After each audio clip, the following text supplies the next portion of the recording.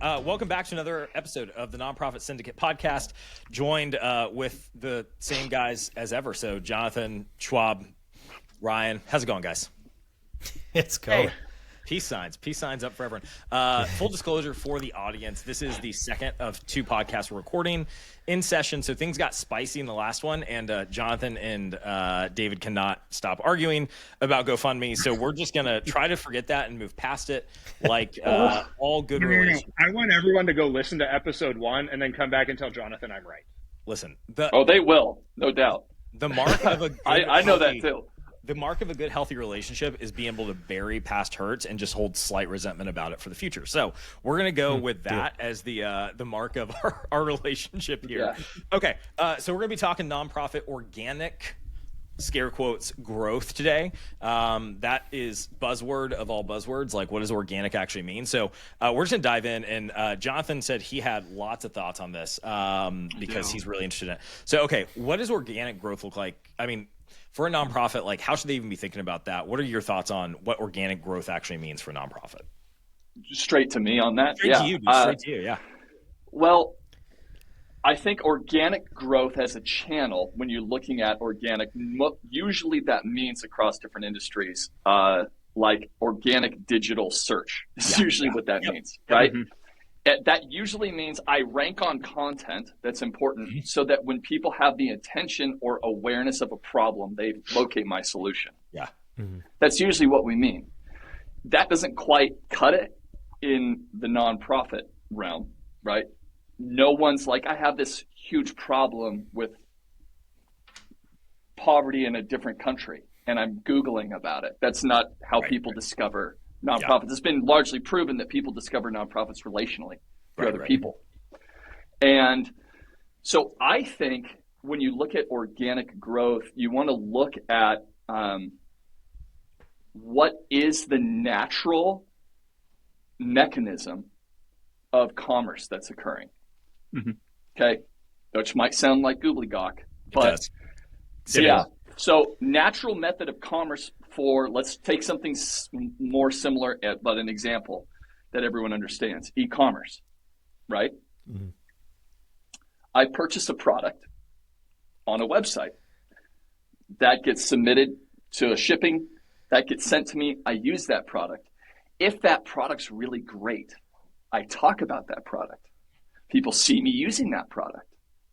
More people then want it and purchase it, which is actually the best form of organic growth for any product. A lot of people go, well, what about the SEO?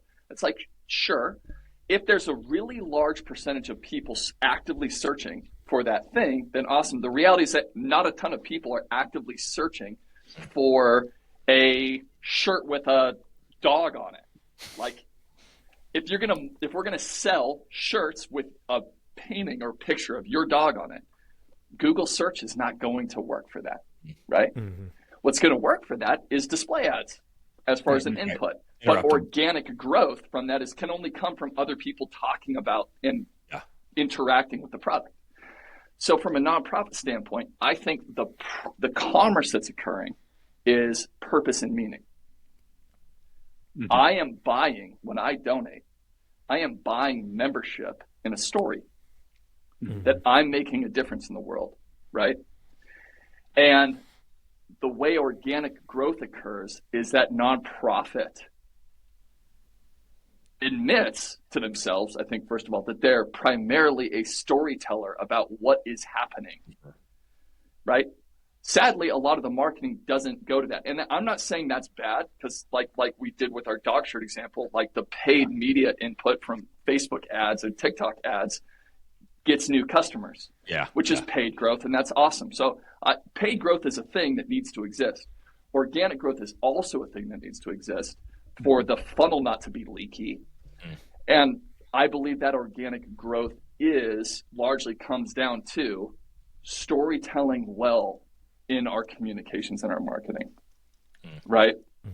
And then, so I think that's what that is. I think the organizations that are doing a really good job saying, here's the work that we're doing in a way that doesn't interrupt people's lives and is actually interesting versus give. I think those are the orgs that see the most dramatic organic growth. And then, of course, the ones that provide in-person experience, but that sort of slips outside of a model into like a specific vertical, right? Yeah, So, I mean, I wonder how much of a role. Larger. Yeah, I also wonder how much of a role customer experience plays in organic growth. Because let's use your dog shirt example, like that's fundamentally that's actually more of a like, okay, they get the shirt in and it feels good and it looks cool and there's this like almost like tactile customer experience that they love it, and it's and then other people see it. And that's almost an extension of that customer experience, right? Because it trains them in a way to like tell their friends about it because it's such a good product. And that's something that I don't see a lot of nonprofits think through is like, okay, so someone gives for the first time.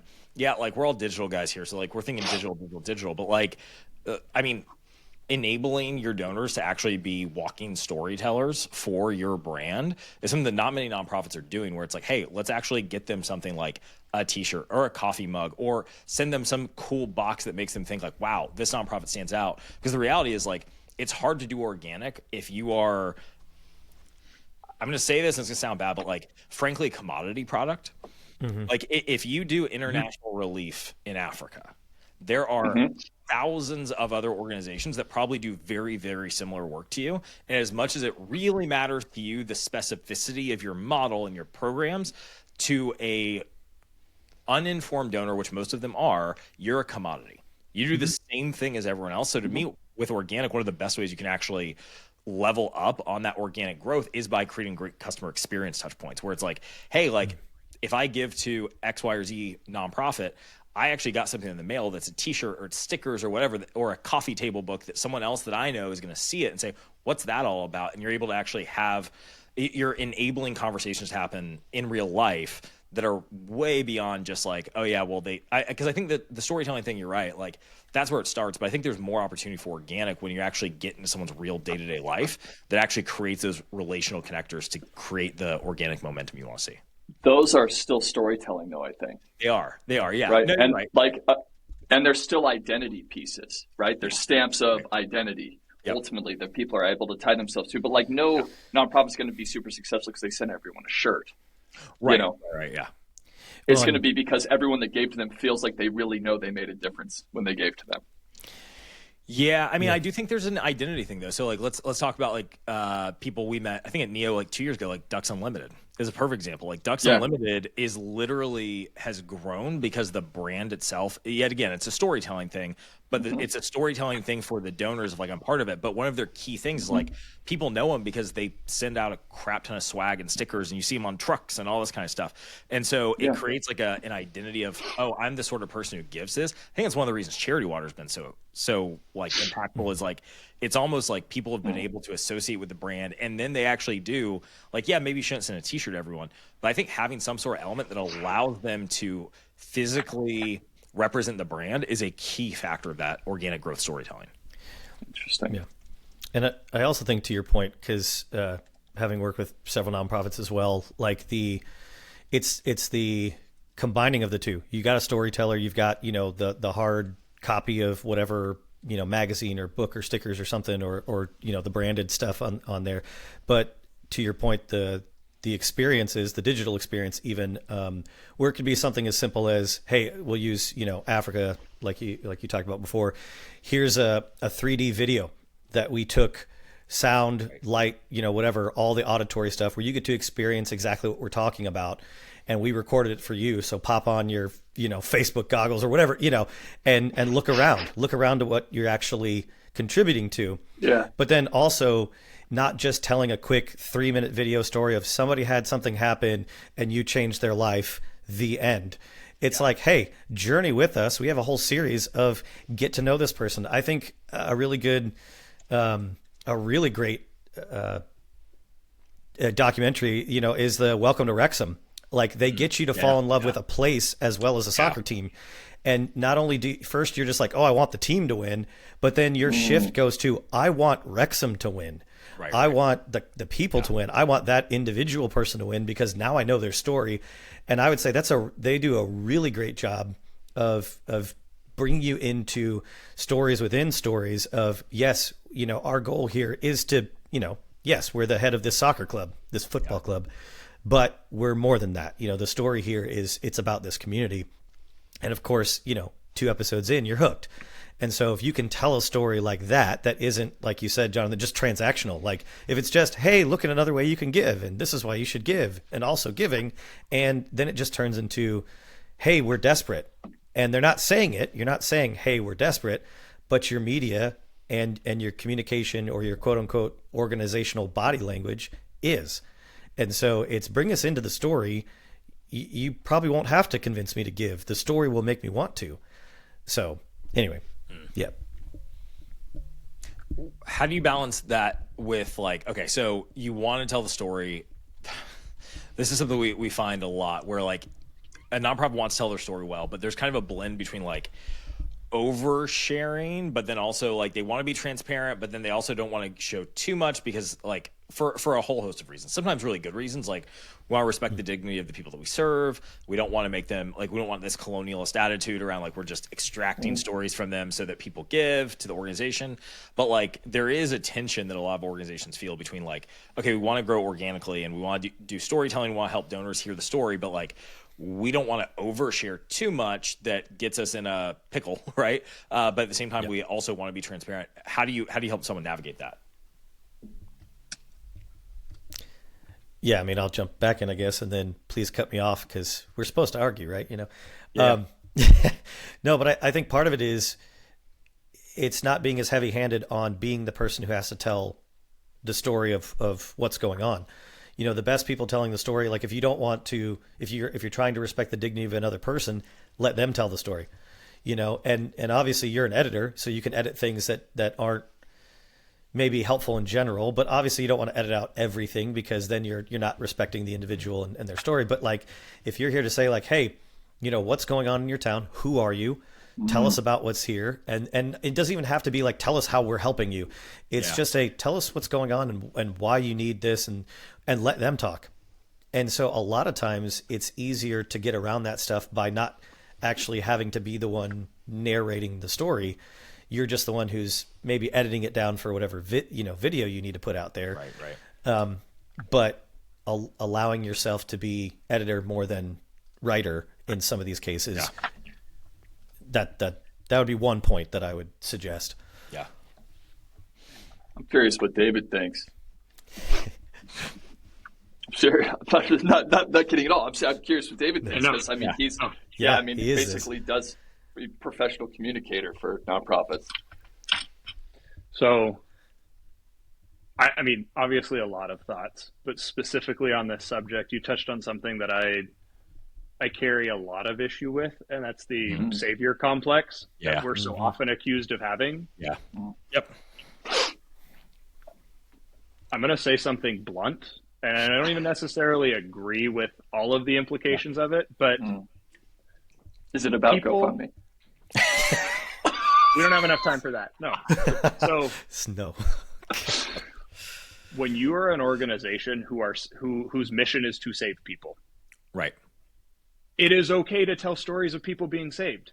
Yeah. If you are a food bank and you put food on a family of people who would go without food otherwise, it is okay to say this is what you did. Right. Or if you get people off of the street because you're a homeless shelter and it's negative 10 degrees in the middle of the Midwest in the middle of winter, tell it. Right. Say it. Make people feel it. We are selling, the industry is selling an emotive response to changing people's lives. If you are afraid to tell about how you're changing lives, you're obsolete to your donors. And guess what? To the people whose lives you're trying to change. So to all of the smarter talking heads who say avoid having your savior complex and don't tell hard stories, and tell hard stories. We do hard work. Yeah. But it is important. And if you are afraid of telling the story of the work you're doing, you probably shouldn't be doing the work you're doing. So absolutely, that's a little bit more ethereal than how does organic search perform in fundraising. But like when it comes to storytelling, like that is the crux of the issue. Like we do hard work, and we can't be afraid of telling the dirty, the hard, the scary details. Now there are right ways to do it and wrong ways to do it. Yep. And there are safe ways to do it and improper ways to do it. But we can't be so afraid of offending someone Yeah. Because oftentimes the work that we do, I say we, I'm not doing it. I'm just a consultant. But like the work that our industry does, the work that our clients do, it is dirty, messy, scary, hard work. But if they're not doing it, the world doesn't get to be a better place. Yeah. Yeah. Yeah. It feels like a lot of the theory around don't tell the stories, don't have a savior complex comes out of this like very academic minded like way of thinking about like, oh, well, if you don't show that the person on the ground is really the one who is empowered and that they're the ones actually saving themselves, that somehow it strips them of dignity, when it's like, listen, man, like every one of us has needed help at some point. Like that's a huge thing to need help. On the subject of stripping of dignity, yeah, I don't see like if you're an organization that feeds people. Yeah. And you're telling a story of a family who agreed to have their story told of how they had to line up at your food pantry to get a box of food so their kids didn't go. Like, how is that stripping them of dignity? Because you know what? Most of those people who are in that line, who are receiving that service on the other end of it are going, I am so grateful that this is possible. If I don't tell my story, the next family in this line, or maybe the next time I need it, isn't going to be there. Like I know from first personal experience, like a lot of the organizations I work with are led by people who've needed the services at some point of that organization. And do you know who's not ashamed of the fact that they needed those services? The people getting the services, right? Yeah. And to add to what you're saying, it's like there's one thing I hate and one thing that I think we need to pivot. Like literally most of the nonprofits we work with are faith-based, and the whole purpose of the faith-based piece of this is what? To tell the story. Right. If you're not telling the story, then there's no impact. There's no change. There's no understanding. There's no why. There's no purpose, which bringing that back to the beginning of the conversation, there's no purpose if there's no story. And so if your organization is just, we do what everybody else does just over here, well, then it's commodity. And then the word I hate the most when I see it in an email or, a donor email or something like that is if you're prompted to give, if you're this, because it indicates what you said, Dave, and what you're saying, Jonathan, Matt, is this whole, the organization is tiptoeing into, I don't want to offend you and I don't want to do, it's like, and I'm like, okay, I loved John Piper. It's like you either send people, you go, or you're disobedient. He wasn't afraid to offend you. And the whole thing with that is, but also don't say let's put it this way. The 150 emails in my inbox from the 9 different retailers I once looked at their website, none of them ask if I feel prompted to buy their crap. Right. Exactly. If you feel prompted. They just tell you this is what you need. Spirit leading you to buy this AI platform, right? Yeah. Like, no one, it's like your phone pops, Meta and Facebook pop up and they're like, hey, you walked by that store, you probably should get this jacket. And you're like, you know what? Now I want that jacket. And they don't go, if you think you should. Exactly. So I hate if. I really hate if. Bothering you. Do you want to take a minute and make the world a better place? Right. Yeah. The only time where it's like, I think there's where that savior complex negativity, like higher ed type of study feeling, I think is actually maybe applicable, is when you're like putting your logo on like 8 items. Right. Yeah. For branding. But like, other than that, what you're saying, I would actually go a step further, and I would say by not telling the people that donated about the story of that family, you are actually failing in your stewardship responsibilities to those donors. And you're actually not delivering the product. That'd be like me coming and buying that dog shirt and then you just not shipping it. Yep. Or just shipping a picture of it. Right. Yeah. Exactly. Yeah. Like I am, you not only need to talk about that, like you're failing like a relational requirement. There's there should be an agreement there. When I donate, I'm becoming an investor in what you're doing. And you need to tell me, like for me, like I have to send investor updates. Right. Now, my investor updates would be highly inappropriate if I sent to everyone that was interested in my company. It'd also be highly inappropriate if I did it in short form video. right? Yeah. Hey, here we are at WeGive. We're having such a good time. Appreciate you guys. Thanks for the millions. Like, blah, blah, blah. Yeah. Here's Tommy. He's a new hire. Here's what's going on, right? There might be like one or two guys that are like, hey, that's kind of cool. That. But like what was what percentage growth did we hit this month? She's like, nah, dude, like, what was the net revenue retention? Yeah, right? And so it's like, yeah. But there are some companies that have a lot of success doing that kind of updating to like Kickstarters, right? Mm-hmm. And so it's like, there are, I think, groups of people relationally to your organization, and those people deserve communication if you're a nonprofit around what you're doing, but the different mediums and packaging that's more appropriate, right? If you're a massive foundation or you're a major donor, depends on the major donor, but if you get like a huge grant, like there are some legitimate impact reporting, a big email, a PDF. Data. Here's these are the things that are happening with that massive grant. If I'm giving $100, I don't want a report from you. Yeah. You want vibe? I want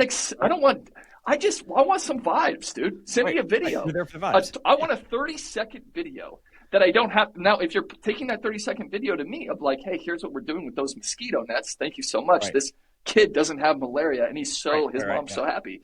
I'm like, yes, I'm giving again. Obviously, love this organization.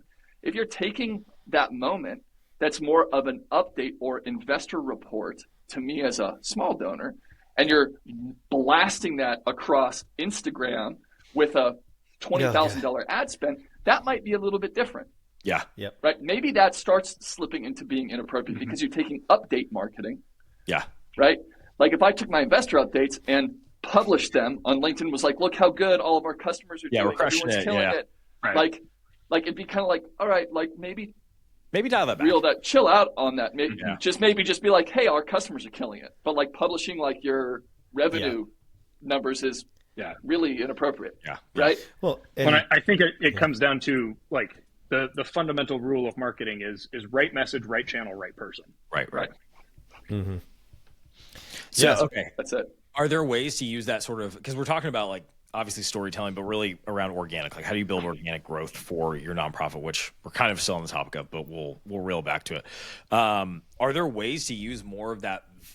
I'm just going to say vibe marketing, right? Like good feel, warm glow, like here's all the awesome stuff we're doing in the world, to actually attract those major donors who are like, no, I want the numbers, the detail reporting. Like, is there a growth ramp to that? Or are they like, nah, dude, they're completely separate channels. Like one gets one type of communication. You need to be like formal proposal to them. One gets the other. Schwab, I'd love to hear what you think on this, because I know you guys at Baker, something that you do uniquely that we don't do at Share. Like we're just digital, right? Like we care about your broad base. I mean, we can advise you somewhat on mids and majors, but like that's more of a specialty you guys have at Dickerson. How do you guys approach that with client work? Is it like, nope, they should have completely separate channels? Or is it like, no, we need to overlap so that we see that organic growth where the people who maybe just found out about you on Facebook through a video that you posted end up actually in that kind of mid-major ascension model? I mean, so it's a both end. If you have that general, the mass communication available, there's a very good chance those mid-major donors are going to see it, right? Like they are, at the end of the day, they're still consumers, they're still people, they're still, like if you're sharing key updates on social media or you're sharing impact reports being like, look at this net you just installed, right? Not here's our distribution of revenue to programs, right? Impact reporting, those still have the ability to reach and influence, but the decision to give is going to largely be influenced by proactive communication, not reactive messaging, right? And the difference there being reactive messaging is something you produce and hope someone stumbles upon it. Yeah. Proactive communication is something you craft specifically for the person you want to see it when you want them to see it, right? So I think that's largely how we look at it. Now, there are channels where you can do that organically. And LinkedIn is a big one. We're coaching a lot of the founders, leaders, and executives at nonprofit organizations. Like you need to invest in that as a channel. It's not a place for an organization to invest at a brand level, right? There's really no value in a brand LinkedIn account for most nonprofit organizations outside of talent, staffing, things like that. There are some that it matters, right? If you're an organization that does that, but that's also like, if you can be a thought leader in your space as an individual on a channel like that, there's a higher density of mid-major caliber donors active on that platform than there is on TikTok, right? Yeah. Just a few. Okay, so social. Let's talk social, because we're talking organic growth. How do you guys feel about social as an actual channel for organic growth? I know, like, if you it will be the single most important channel over the next 5 years. Okay, say more, because I'm down. That is on it a so hot hard. take. I'm down on it hard too. Okay, tell me why. Tell me why that's true. Yeah. We talked a little bit about it on our last episode, so it goes into AI. But yeah, production of content is now a commodity. Yeah. Authentic human relationship is going to become higher and higher in demand. Okay. So if you as an organization can create a space where real people can engage with other real people who share a passion for the same thing, you are going to succeed organically. Agreed. So I'm not talking like phone selfies type brand. I'm talking about creating organic spaces. And the best way to do this is still through social media. Disagree. Whether it's a group or a channel or, and I would even consider things like, and this may be blurring the lines a little bit, like a Slack community. Yeah. I consider that something like social, that's like social media. Yeah. That's not a like, it's not a push communication channel, right? Right. So I'm not saying like videos, posts, things like that are going to be the big thing. I'm thinking creating organic places where people can engage with other people, in this case, who care about enacting the same change in the world. That your mission, your organization. Completely agree. And so email, text message, advertising, organic search, all of those things are going to become more and more commoditized as AI just automates and blasts and creates noise. So where you can create authentic human touch points is where you're going to find growth. So you basically just redefined, though, which I agree with. I agree with all that. Yeah. You redefined what he asked is, when people hear social media, they think Meta, Twitter, Facebook, platform, but not what the actual terms mean. Social, like a media platform, a media outlet that allows for social interaction, actual interaction even. And so I fully agree with that, because for a while it was like, oh, everybody's got to be on Facebook. Instagram. No, wait, we mean TikTok. Right. And so I think that there's still just going to be knee-jerk slingshot, type reactions to social media platforms as one rises and falls, as the government tries to take over one or the other, all that kind of stuff. And so to your point, having an outlet, which, it's like Discord servers, Slack, those things didn't go away or get attacked during all this. It's a way to say, hey, we're meeting up in a space, whether in reality or in a group, and let's go do something. Because just to kind of throw back, that was the whole GameStop thing.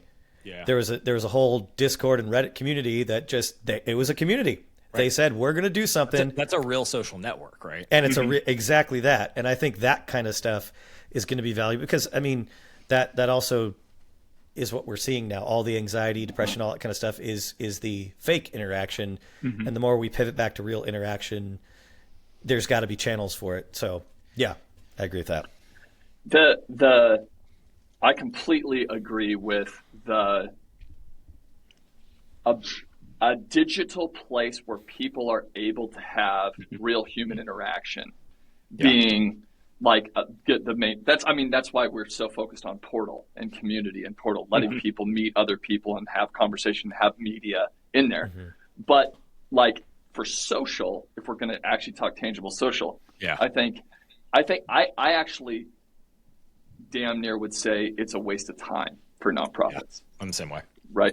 Because like the reason people open up, like and this has been proven with like the type of products that sell or don't sell between the different platforms. Yeah. Just that, right? But like the reason people open Facebook or Instagram or YouTube or TikTok, etc., the reason are oftentimes legitimately abrasively in contradiction to the motivations that I would need or the desires I would need to feel to respond to your content, right? Right. I am going to escape from the world, and all the relaxing doom scroll, and you're now telling me that there's kids starving on the street. Right. Get out of my feed here. I'm already overwhelmed. Right. You know. Right. And that's the problem. And you look at even the most successful orgs. You look at their socials.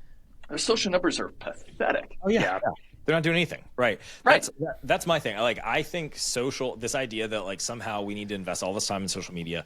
I've said this before, unless you are committed to being a brand that's going to do exactly what other nonprofits don't want to do, which is, okay, we're going to be funny. We're going to poke fun at ourselves. We're going to intentionally use social as a place that we kind of follow trends, really on the fly and leverage all, unless you decide I'm going to go hire some 22-year-old TikToker who knows every little viral trend that's happening, and I'm going to just give them free reign to take our brand and get wonky with it, you're not going to win on social media as a nonprofit. 100%. I'll tell you what I would do with social is I would have, let's say the food pantry example that David brought up, right, in the Midwest. How many staff are working at that location? 10, 15? Yeah. I would have every single one of those people using TikTok or Instagram to capture a video. What they're doing, every day or once a week for 30 seconds. Everyone owes me one 30-second video. Right.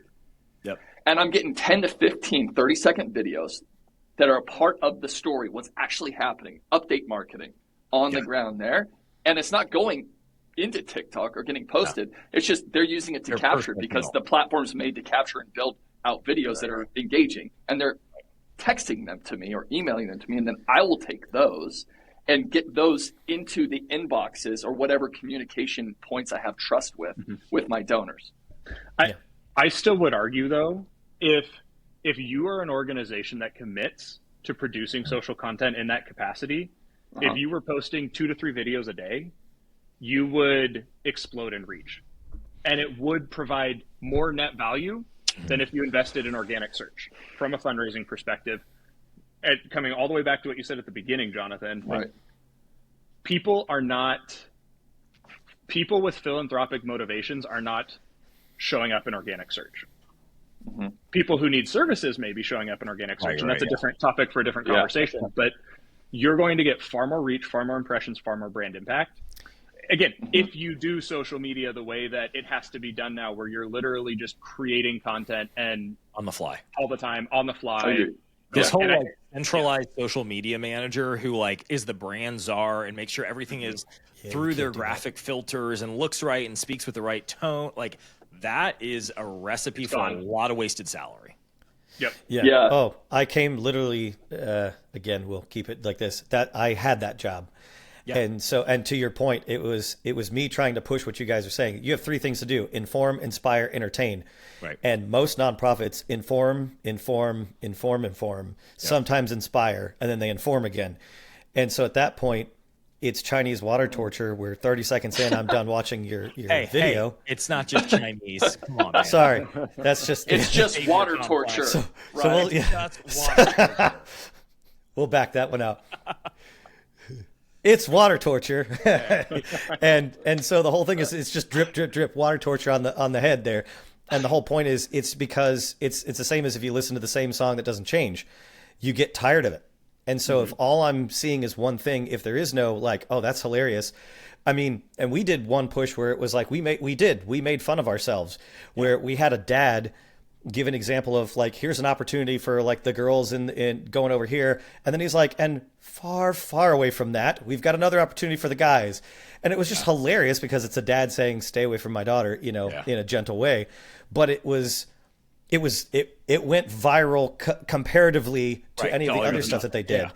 And so the whole point being, I would just clarify, or add to what you're saying, David. It's they can make content that can still be worse than organic paid search and Google search if they make terrible content and it's only in one of those veins. Yes. They have to inform, inspire, and entertain. And if they're not willing to do that, exactly, I agree with you. it's a dead end. It's another wall. Yeah. They're just running into a wall there too. Yeah. Have you guys actually seen someone do the whole, hey, social network, not Facebook, not like the big platform kind of stuff, but like, hey, we have a Discord server, we have a Slack channel, we have a circle community. Have you seen nonprofits who actually have that where it's not just crickets in there? Yes. Yeah. Okay, who's doing that well? The only customer of ours that's doing that well is Wild at Heart. Okay. Right? Yeah, that makes sense for content. Killing it with nonprofit. But to be fair, like, and this is kind of just overarching, I think, theme is like that's what they do. They get people together in community, right? So it's on brand. So of course that works, right? Their socials, whatever, right? Yeah. Like my church gets people together weekly in community. Yeah. It doesn't matter what they post on social. Right. Mm-hmm. If you're an SPCA and the gift to use a lot of low intention, quick little guilt gifts, then like maybe social pay does make sense. And so does a TV ad for your local area. Yeah. Maybe that does make sense, right? If you're a church, it doesn't, right? And so I think that's the other thing in general with the marketing channel discussion. When you're talking about marketing channels only work for the organizations that they make sense for. Right. Like there are probably some nonprofits that are killing it in organic. Weirdly, I don't know what it would be. But so if you want to see one, go look at it's not the Tebow Foundation, but it's one of his. Oh God! I don't have enough time to get in there. No, so it's Tim Tebow's anti-human trafficking organization. Yeah.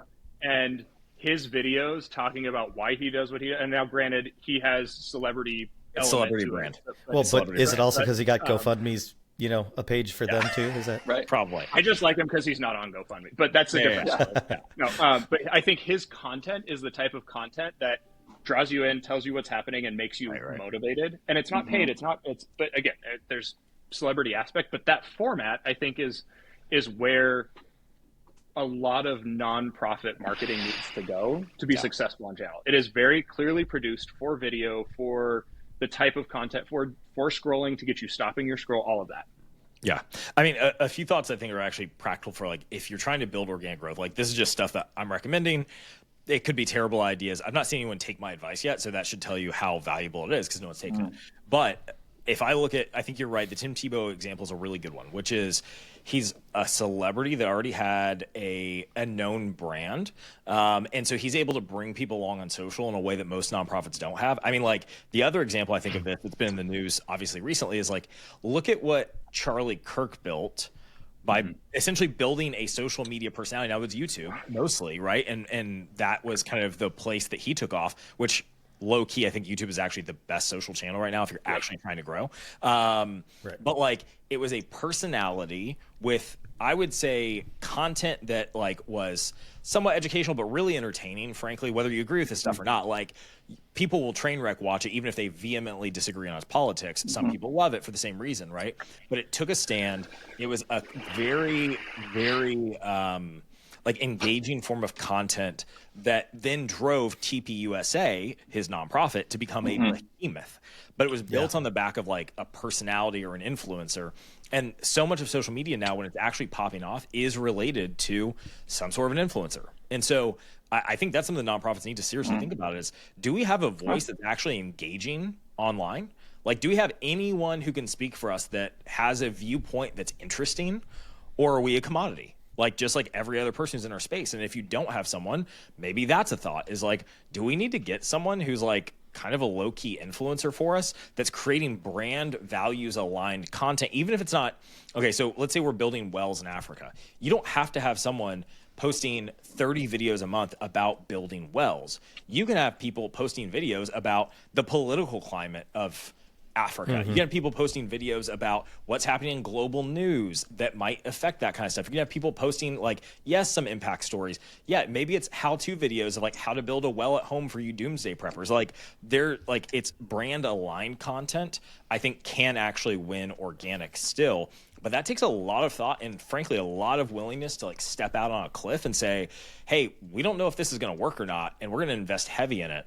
but we'll see where it goes. So I think if you're going to look at like, how do we grow organically on social, there's some element that you've got to have a strong personality who's able to cut through the noise, because otherwise, like, your content's going to get lost in the shuffle and you're spending a lot of time for nothing. Yep.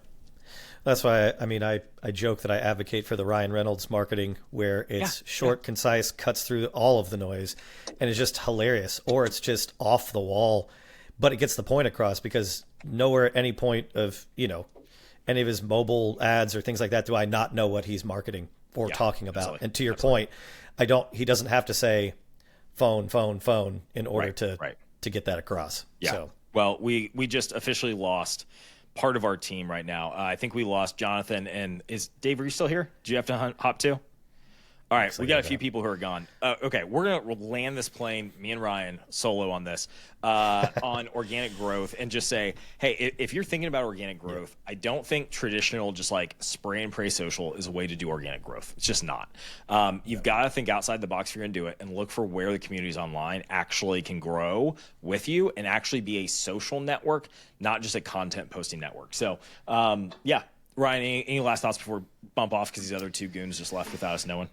No. I think that's it. I think always be willing to ask for help, because the idea is and help from an outside source. A lot of our nonprofits will ask each other.